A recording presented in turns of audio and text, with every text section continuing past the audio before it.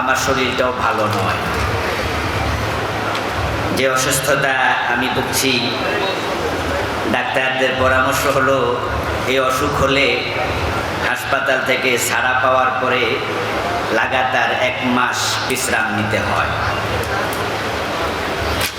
আর আমি যেদিন ছাড়া পাইছি সেদিন সন্ধ্যা বাইতুল মোকাররমের মাহফিল অংশগ্রহণ করতে হয়েছিল। এরপর দিন বিশ্রাম নিয়েছি, এরপর দিন আরেকটা প্রোগ্রাম, এরপর দিন আরেকটা, গতকালকেও ছিল, আজকে এখানে জার্নি সাথে আলোচনা। আল্লাহ তাআলার উপর এতটাই আস্থা রেখে চলছি যে ডাক্তারদের পরামর্শকে খুব একটা মূল্যায়ন করতে পারিনি, এটা আমার ব্যর্থতা। এ বিশ্বাস রাখছি আল্লাহ চাইলে ওষুধ সারা অসুস্থ করতে পারেন। আর যেহেতু প্রতিটা মাহফিল এখন সিরাতুন নবী মাহফিল, এখানে আশেকে রাসূলরা একত্রিত হবেন। রাসূলুল্লাহ সাল্লাল্লাহু আলাইহি ওয়াসাল্লামকে ভালোবাসেন নিজের জীবনের চেয়েও বেশি এমন অসংখ্য আল্লাহর বান্দা এই মাহফিলগুলোতে আসেন। মনে করি তাদের দোয়ায় আল্লাহ আমাকে সুস্থ করে দিলেও দিতে পারেন। আপনাদের কাছেও আজকে দোয়া চেয়ে সংক্ষেপে কিছু কথা বলবো ইনশাআল্লাহ।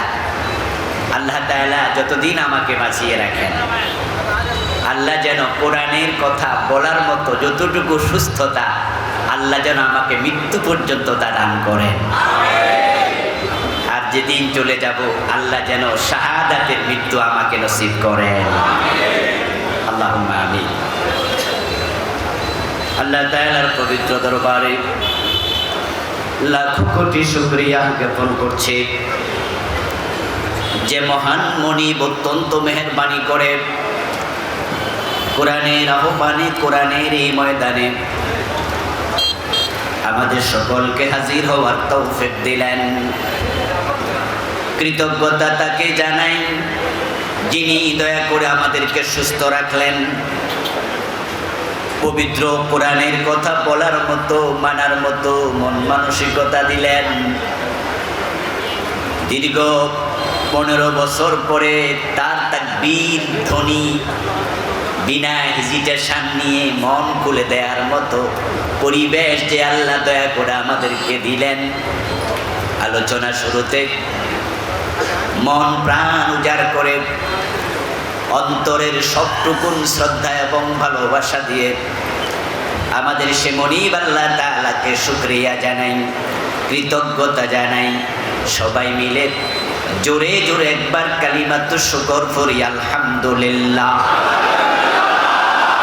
রব্বানা লাকাল হামদ হামদান কাসীরা তাইয়্যিবা মুবারাকান ফীহি। প্রিয় দেবী ভাইরা, ডাক্তারের পরামর্শ হলো কথা আসতে বলতে হবে, এই জন্য একটু আস্তে আস্তে বলবো, অসুবিধা নেই তো ইনশাআল্লাহ। আপনারা কথা না বললেই হলো, আপনারা একটু শোনেন মনোযোগ দিয়ে। আমি আপনাদের সম্মুখে পবিত্র কোরআন মাজিদ থেকে ছোট্ট একখানা আয়াতে কারিমা তেলাওয়াত করেছি। প্রিয় নবীজি মুহাম্মদুর রাসূলুল্লাহ সাল্লাল্লাহু আলাইহি ওয়াসাল্লামের পবিত্র মুখ অনুসৃত একখানা ছোট্ট হাদিসে নববী পাঠ করেছি। আল্লাহ তাআলা তৌফিক দান করলে এখান থেকে কিছু কথা বলবো ইনশাআল্লাহ। দুই একজন ভাইয়ের কথা আমার কানে আসতেছে, এই যে দরজা দাঁড়ায় কথা বলতেছে। জুমার দিন যেমন খুতবা চলাকালে কেউ কথা বললে আমরা তাকে থামাই, থামানোর সময় কি আমরা কথা বলি নাকি ইশারা দিই? আজকের প্রোগ্রামটাতে আমি সে পরিবেশটা চাই, দেবেন তো ইনশাআল্লাহ? প্রিয় ভাইরা, আজকের প্রোগ্রামটা সিরাতুন নবী সাল্লাল্লাহু আলাইহি ওয়াসাল্লাম প্রোগ্রাম। প্রিয় নবী মুহাম্মদ সাল্লাল্লাহু আলাইহি ওয়াসাল্লামের জীবন চরিত্র নিয়ে কথা হবে। অনেক বক্তা কথা বলেছেন, তাকে নিয়েই বলতে হবে, কারণ তিনি হলেন আমাদের একমাত্র আদর্শ। সুবহানাল্লাহ। উনি ছাড়া আমাদের দ্বিতীয় কোনো আদর্শ নাই। যদিও বাংলাদেশের বিভিন্ন রাস্তায় বিভিন্ন ব্যানারে ফেস্টুনে দেখা যায় অমুকের আদর্শের সৈনিক। বিভিন্ন রাজনৈতিক নেতাদের নামের সাথে নিজেকে জড়িয়ে বলে আমি অমুকের আদর্শের সৈনিক। একমাত্র বাংলাদেশে জামাত ইসলামী, ইসলামী ছাত্র শিবির, আমরাই এখানে স্বাধীনতার আগ থেকে 41 সন থেকে এই দেশে একটি কথা প্রচার করে আসছি, নামে বেনামে। আজকে নাম নিয়ে প্রোগ্রাম করা যাচ্ছে, গত 15 বছর নাম নিয়ে করা যায়নি, কিন্তু আমাদের প্রচারণা থামেনি। আমরা সব মানুষকে বলিষ্ঠ কণ্ঠে বলে এসেছি, রাসূল ছাড়া কাউকে আমরা আদর্শ মানি না। তিনি আমাদের উসওয়া, কদওয়া, ইমাম, লিডার, সাইয়্যিদ, নামুজাজ, আইডল। আল্লাহ তাআলা উনাকে সামনে রেখে আমাদের বলেছেন ফাত্তাবিউনি ইউহিব্বুকুমুল্লাহ।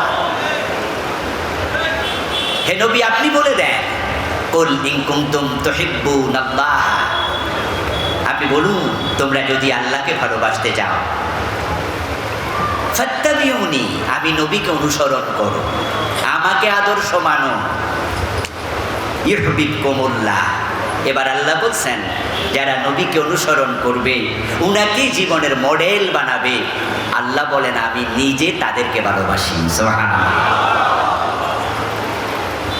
ইমানের স্বাদ মানুষ ততক্ষণ পর্যন্ত পাবে না যতক্ষণ পর্যন্ত আল্লাহকে রব, রাসূল মুহাম্মদকে একমাত্র আদর্শ এবং ইসলামকে একমাত্র জীবন ব্যবস্থা হিসাবে গ্রহণ না করে। রাসূলুল্লাহ সাল্লাল্লাহু আলাইহি সাল্লামের জন্য বলেছেন, যাকা তুআমাল ঈমানি মান রাদিয়া বিল্লাহি রাব্বান ওয়া বিল ইসলামি দীনা ওয়া বিমুহাম্মাদিন নাবিয়্যান ওয়া রাসূলা। সেই তো ঈমানের স্বাদ পেয়েছে যে ব্যক্তি আল্লাহকে রব হিসাবে পেয়ে সে আর কারো কাছে মাথা নত করে না, কারো কাছে চায় না, কারো কাছে আত্মসমর্পণ করে না, কাউকে পরোয়া করে না, ভয় পায় না, কারো কাছে প্রত্যাশা করে না, শুধু তার মুখী হয়ে যায়।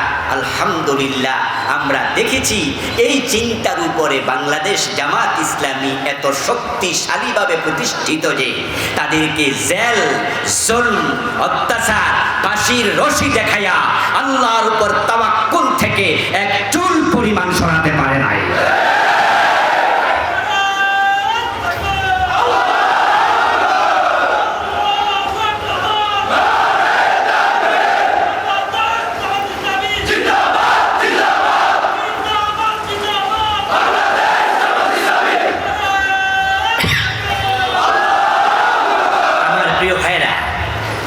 বিগত 15 বছর আগে যান, 15 বছর আগে দেখবেন বাংলাদেশ জামাত ইসলামীর সাথে 4 দলীয় ঐক্য জোট ছিল। সেটা 4 দল থেকে বড় হতে হতে 20 দলীয় ঐক্য জোটে রূপান্তরিত হয়েছে। কিন্তু বাংলাদেশ জামাত ইসলামীর উপর যখন যুদ্ধাপরাধের মামলা দিয়া আমিরে জামাত থেকে শুরু করে আমাদের কেন্দ্রীয় নেতাদেরকে জেলে দিল, আস্তে আস্তে ফাঁসি দিতে শুরু করলো, রাগ করবেন না কেউ, সত্য কথা বলি, সত্য কথা বলে রাগ করবেন না তো। ভিন্ন মত আপনিও দিতে পারবেন, আমরা ভিন্ন মতের প্রতি শ্রদ্ধাশীল। যে 4 দলীয় জোটের আমাদের প্রধান শরিক দল বিএনপি ছিল, আমাদের নেতাদের ফাঁসি দেওয়ার সময় তারাও কি প্রতিবাদ করেছিল?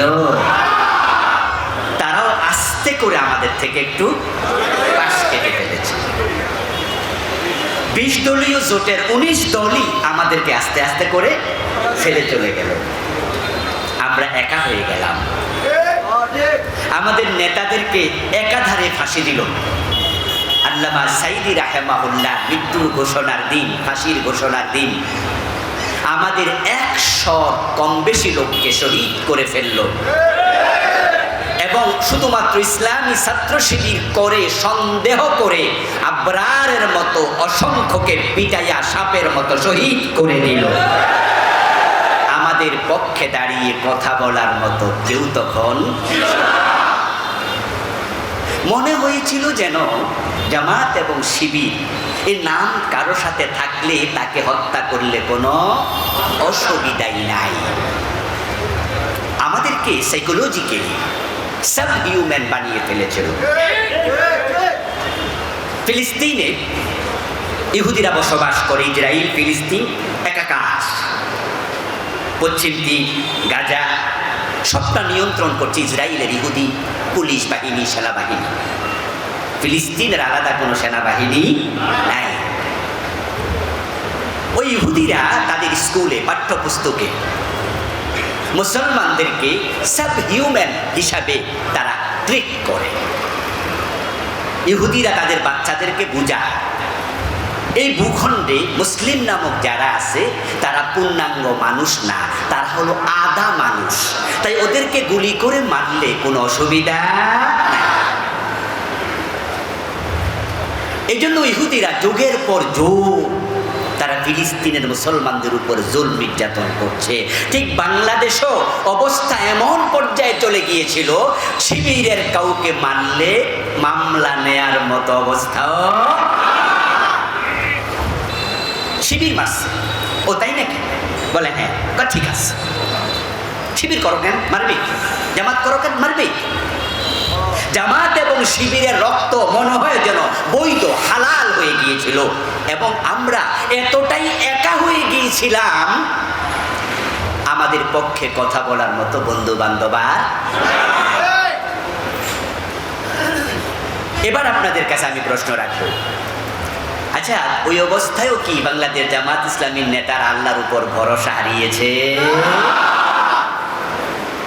আমাদের যে আদর্শ নিয়ে আমরা চলছি, আমাদের এত ভাই শহীদ হলো, আপনাদের এই থানাতেই মামলা হলো কত?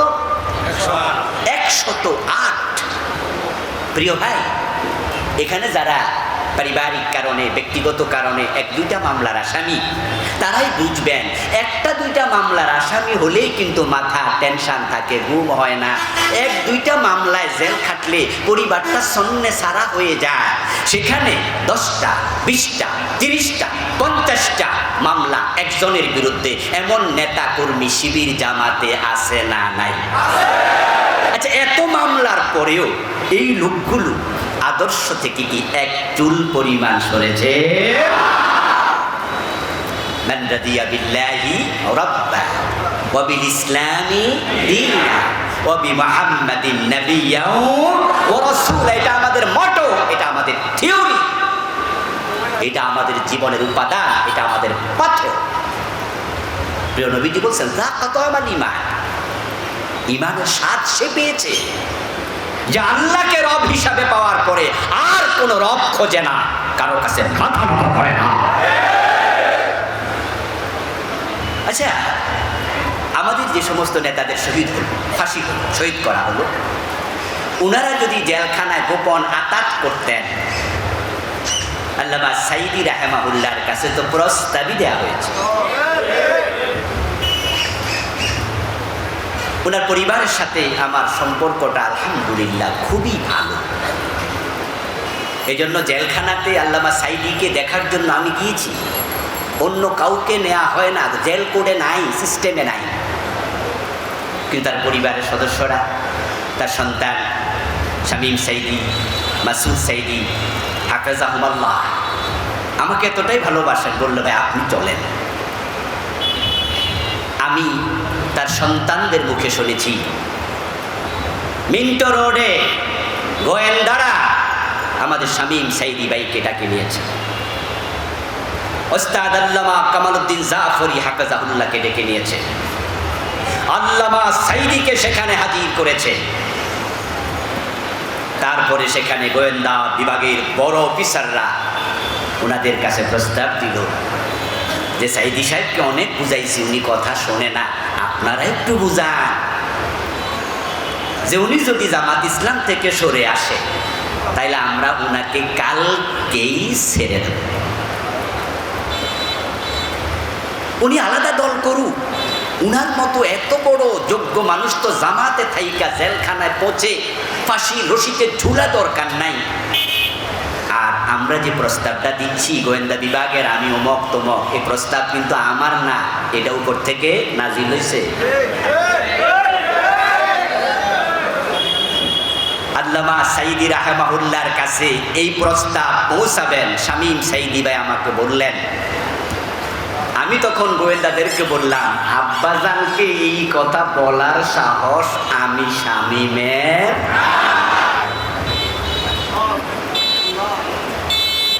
আল্লামা সাইদির কান পর্যন্ত এটা তিনি পৌঁছাননি। ওস্তাদ জাফরি বললেন যে ছেলে যদি কয় আমি পারি না, আমি তো বেয়াই, আমি তো আরো দূর। আলহামদুলিল্লাহ, আমাদের নেতারা এক চুল পরিমাণ সরেন নাই। আচ্ছা, আমরা আজকের এই হলে যতজন আছি, আল্লাহর কসম করে বলতে পারবো, আমি নিজের কথা বলতে পারি, আপনারাও নিজের কথা অনেকে বলতে পারবেন, যদি ফাঁসির রশি আমাদেরকেও দেখানো হতো, আমরা আদর্শ থেকে এক চুল পরিমাণ সরে যেতাম না।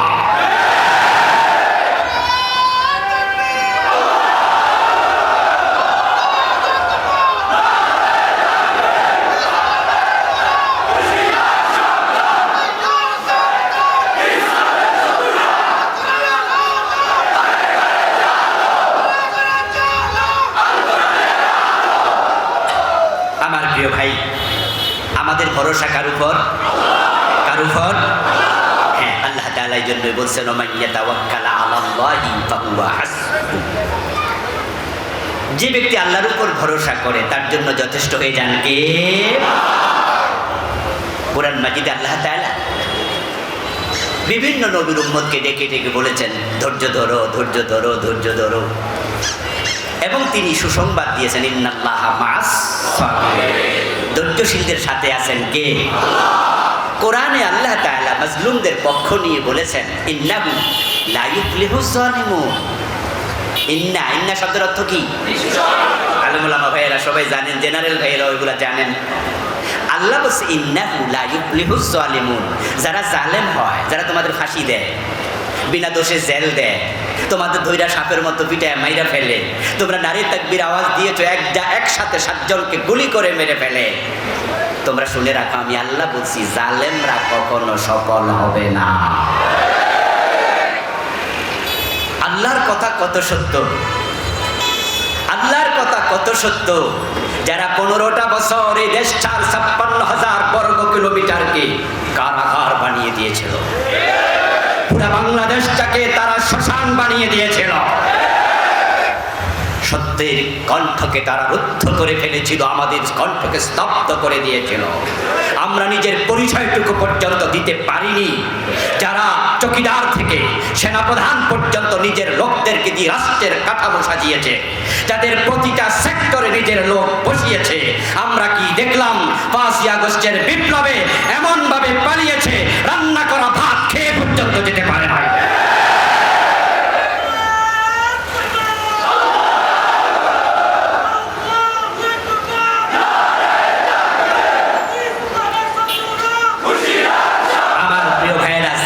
সফল হয় না, কথাটা কার?